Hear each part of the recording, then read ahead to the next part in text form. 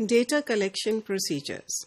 Because data collection procedures are the core of your methodology chapter, so let us discuss it in more detail. So data collection में आपने अपने methodology chapter में ये बताना होता है कि what are the basic choices you made regarding data collection. This data collection, did it sort of deviate from the original plan या आप उसी के मुताबिक आपने data complete किया है. ये आपने बताना होगा, सैम्पलिंग बतानी होगी, साइट्स कहाँ थी, कौन से प्रोसेसेस और इश्यूज आए. जैसा कि हम we always tell our students के nothing in the field happens as planned, most of the times it doesn't.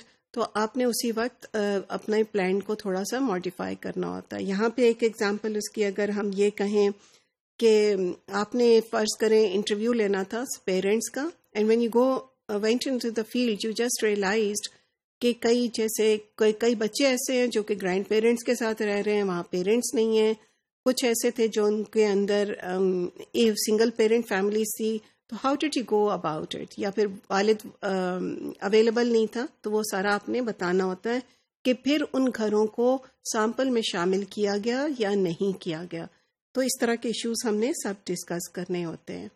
Pilot study की आप बात करेंगे और मेथड्स की, इंस्ट्रूमेंट डेवलपमेंट की आप बात करेंगे. आप ये बताएंगे कि आपने जो क्वेश्चनर बनाया है उसमें जो वेरिएबल्स आपने उठाए हैं वो आपने कहाँ से उठा लिया. आप अपने पास से क्वेश्चनर नहीं बना सकते, आपको वो कहीं से लेकर आना होता है. आपने पिछले लिटरेचर रिव्यू से या दूसरों के क्वेश्चनर से, यानी जो स्कॉलर्स हैं, उसको लेके चलना होता है.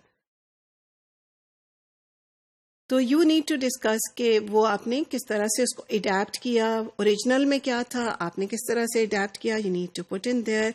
सैम्पलिंग क्राइटेरिया क्या था, उसके मुताबिक आपको लोग मिले कि नहीं मिले, आपने उसको मॉडिफाई किया कि नहीं किया, पार्टिसिपेंट्स के कैरेक्टरिस्टिक्स क्या थे, और वो आपने डिटेल में मेंशन करना होता है. कुछ लोग ऐसा भी करते हैं कि वो जो पार्टिसिपेंट्स के पूरे जो उनकी जो पार्टिसिपेंट्स होते हैं रिसर्च के, उनका पूरे जो बैकग्राउंड होता है वो मेथडोलॉजी में डिस्कस कर लेते हैं. आई वुड एडवाइज कि आप यहाँ पे सिर्फ क्राइटेरिया डिस्कस करें या डिविएशन डिस्कस करें, और आप डिटेल में क्राइटेरिया, वो जो पार्टिसिपेंट्स का बैकग्राउंड है वो फाइंडिंग्स में दें. Because when they read the findings का chapter they will be able, or whoever reads it will be able to relate it to the findings that are coming subsequently. तो उसमें coherence जरा ज्यादा बनती है.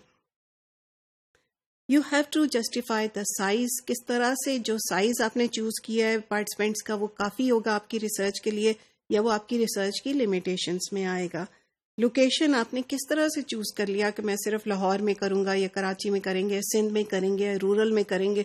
How does it relate to your question and what sort of limitations does it put on your research. ये आप ज़रूर जिक्र करेंगे इसका. You will talk about the context. उस context में क्या चीज़ें आपने देखी, क्या characteristics थे, और उसका क्या impact पड़ सकता है आपकी रिसर्च पे. फॉर इंस्टेंस अगर आप सिंध में कई दफ़ा रिसर्च करें और रूरल में करें तो your gender can have an impact. तो over here you are going to talk about it कि मैं जब इंटरव्यू कर रही थी तो मेरे होने की वजह से ये थोड़ी सी हो सकता है इसने अफेक्ट किया हो मेरे रिसर्च पे. तभी कहते हैं कि आप जब भी ख़ास तौर पे क्वालिटेटिव रिसर्च करें तो you talk about the positioning of self. Positioning of self का मतलब ये ख़ास तौर पे अगर आप कंस्ट्रक्टिविस्ट पैराडाइम से आ रहे हैं और क्वालिटेटिव मेथडोलॉजी यूज़ कर रहे हैं, तो फिर यू विल बिलीव कि आपका होने से या आपकी सेल्फ से रिसर्च के इंस्ट्रूमेंट्स पे फ़र्क पड़ेगा, रिसर्च के प्रोसेस पे फ़र्क पड़ेगा, और आपका अपने बायसेस का भी हो सकता है थोड़ा सा इसमें अफेक्ट हो आपके रिजल्ट्स पे. और जिस तरह से आपका इंटरव्यू देने वाला आपको जवाबात दे रहा है, हो सकता है उसके जवाबात में भी ये बात थोड़ी सी ये चीज़ आए कि आपका जेंडर क्या है या आपकी क्लास क्या है. क्योंकि आप ख्याल करें कि इंटरप्रेटिविस्ट जब भी आप यूज़ करते हैं पैराडाइम, تو اور خاص طور پہ انٹرویوز کرتے ہیں، دین the researcher himself also becomes an instrument.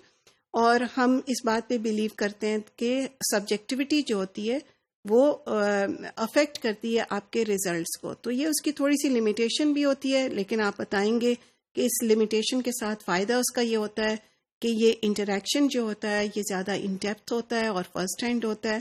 تو these are the things that you will discuss in detail.